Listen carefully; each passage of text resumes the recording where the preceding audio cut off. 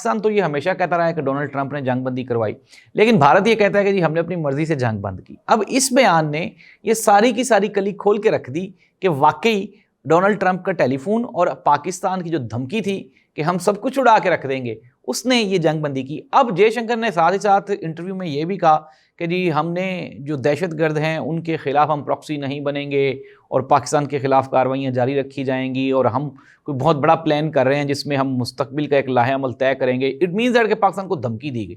ناظرین، پاکستان کی فوج تو پہلے بھی تیار بیٹھی ہوئی ہے۔ میں نے آپ کو یہ کہا کہ امریکہ کی فوج کے بعد پوری دنیا میں امریکہ کی فوج کیوں ایکٹیو ہے یا کیوں بہتر ہے؟ کیونکہ وہ پوری دنیا میں جنگیں لڑتے رہتے ہیں، کبھی افغانستان میں، کبھی عراق میں، کبھی ایران میں، کبھی لبنان میں، کبھی کہیں مصر میں۔ تو پاکستان کی فوج کیا کرتی ہے؟ پاکستان کی فوج بھی لڑائیاں لڑ رہی ہے، گزشتہ 50 سال سے ہم لوگ لڑ رہے ہیں، 65 کی، 72 کی، پھر اس کے بعد ابھی 2-3 مرتبہ ہم انڈیا کے ساتھ جنگ کر چکے ہیں۔ پھر ہمارے ملک میں جو دہشت گردی کا ناسور ہے اس کے خلاف پاکستان کی افواج ہمیشہ برسرِ پیکار رہتی ہیں اور جنگ لڑتی رہتی ہیں۔ پاکستان کی فوج انتہائی پروفیشنل فوج۔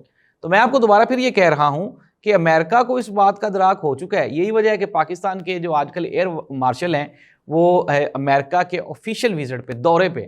پاکستان کے حالات، پاکستان کی آرمی کے جو ریلیشنز ہیں امریکہ کے ساتھ اس جنگ کے بعد، وہ تو بہت بڑے ہی آسان اور خوبصورت ہو گئے۔